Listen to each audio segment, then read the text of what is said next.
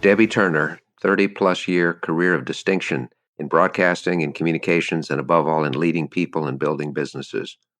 It was inspiring listening to Debbie. I think everybody could tell that Debbie comes through with several traits in terms of how she approaches business and life, most of all, values. She spoke early on about how her parents very much wanted her to go to college, but also she wanted to pursue her own goals in retail, which she did, but then to be able to go back to her parents with humility and say, I really do want to go to college. It was values driven in the sense of following her dreams, but at the same time being very respectful and appreciative of the opportunities that her parents wanted her to have. That was an early indicator of how she was going to drive herself throughout her career.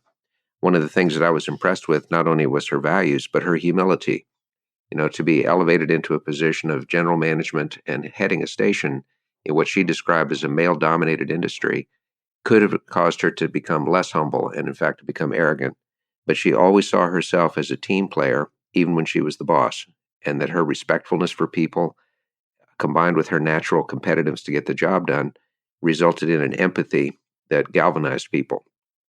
Most of us in this call have been either through acquisitions or we have watched the process of acquisitions, and it can be very easy to lose the existing team entirely and to have a tremendous amount of disruption.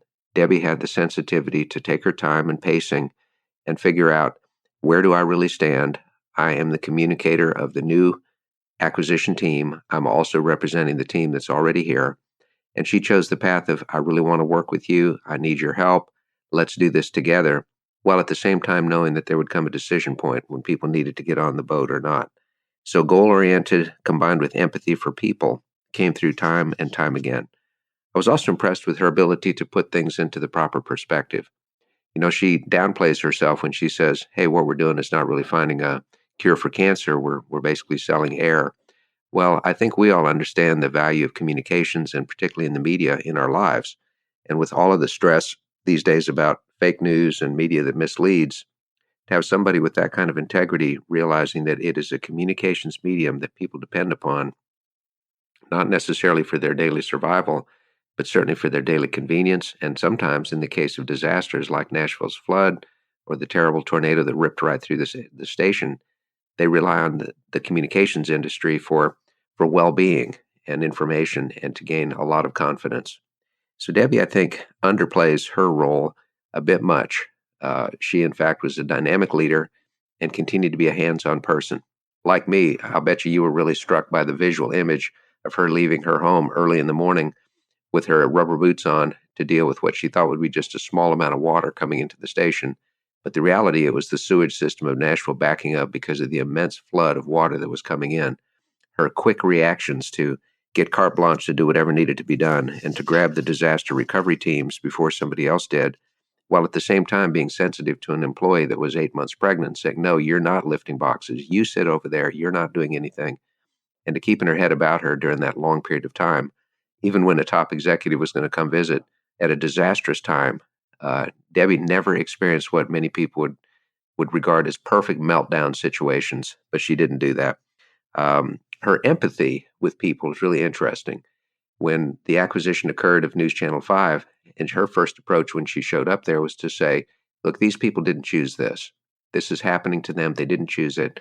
I want to get them on my team if I can.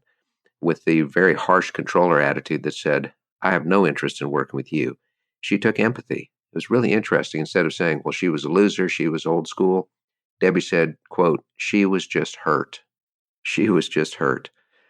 That position of empathy enabled her to have the moral high ground with people, to relate to what their situation was, while at the same time talking about the new direction that was going to happen. She had to show great empathy in understanding the sales function. And we know that revenues from advertising and other means of generating sales are what absolutely drive stations. The sales team is critical in any adventure like that. And the people in sales didn't automatically cheer when someone from accounting became their boss. She had to win them over, which she did. Interesting, again, her attitude in a male-dominated industry when somebody talked about no blankety-blank woman is going to be telling me what to do. But over a period of time, her strength of character, her understanding of mission, and her understanding of always doing what's right won that person over, which is just great. She understands the value of looking at opportunity from a broad lens. And instead of looking at the internet as a threat, she and her colleagues at Landmark said, this is an opportunity for us to be an and, not an or. And the ability to move forward in that was so well.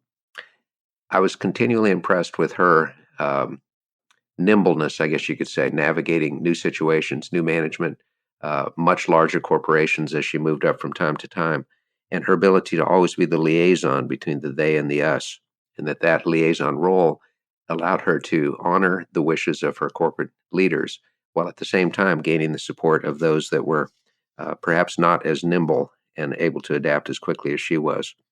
I was taken and wrote this down. My goal with people is always to err on the side of transparency. So in conveying change, she said some things about this will evidently be worse than there were. Some things are going to be better. Let's look at a positive picture of what the opportunities can be here. And realizing that that's going to make such a difference in people's lives is having something that they can look forward to. When asked about balance, the very first thing she said was support from home and having that support and how critical that was. But at the same time, she was a part of gaining that support because she made the choice of being present when she was at home and made a decision that that was always going to be important in her life. And she has done that consistently in such a great way. It was terrific just hearing her talk about that because it makes such a difference. In terms of dealing with those roadblocks and those brick walls that we face, the very first thing Debbie said was, I always believed in having a team of people around me that were smarter than I was. Well, there aren't too many people in the room that are smarter than she is, but she will never portray herself as being the one that's in charge in that category. Instead, she's a galvanizer of teams, realizing that a team can look at a problem that is a brick wall to one point of view and not necessarily a brick wall to somebody else, and that creates opportunity. But then she also realized that the biggest thing is to make values-based decisions. What's right? And in order to do that, a person has to know what their values are. In your team, in your organization, in your company, in your own mind, are those values clear? Because when we can make a decision based upon what's the right thing to do, then it doesn't become an argument about who is right. And so she always tried to make her decisions based on values and the whole picture of her life. So the opportunity to run a bigger, more challenging station in Las Vegas, very tempting from a career standpoint. But when she backed up and looked at it from the, quote, whole picture of your life, she made a different decision, which she felt good about that. Keeping things in perspective and keeping the humility. I love her daily affirmation. Almost sounded like an old Carole King song when she said, you got to wake up every day happy to be doing what you're doing. And she feels that way now. Even though she's on hiatus, she's happy every day doing what she's doing. She also, throughout her career, spent time with not-for-profits, believing strongly that people that can't help themselves need that hand up from somebody else.